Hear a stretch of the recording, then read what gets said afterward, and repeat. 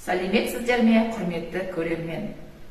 Аса көрнекті халық ақыны, әйгілі сазгер, белгілі әнші, сал серінің соңғы тұяғы Кенен Әзірбаевтың 140 жылдығына арналған жыр дүлдүлі Кенен республикалық челленджді Кенен музейінің қор сақтаушысы, ақын немересі Айжан Көркемжан қызынан қабыл алып, ары қарай ақын ұстазы ұлы жырау Жамбыл Жабаевтың музейінің директоры Жамбылова Салтанат Тезекбай қызына жолдаймыз.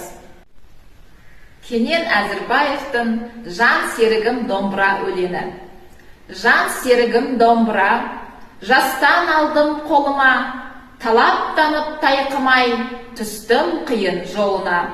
Әр ноқтаға бас сұқпай, жатсам тұрсам ойымда, араластым ән шырқап, елдің думан тойына.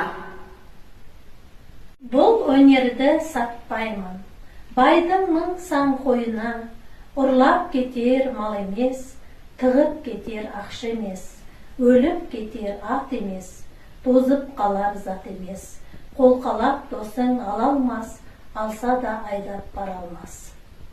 Зарлы күнде жар болды, зарлы күнде нәр болды, қайнардан бұлақ аққандай, тастан тесік тапқандай, тау жаңғыртып ән мен жыр, құлаққа тиер сақпандай, өлгенде тынар домбыра, бұлбұлдың тілі қатқандай.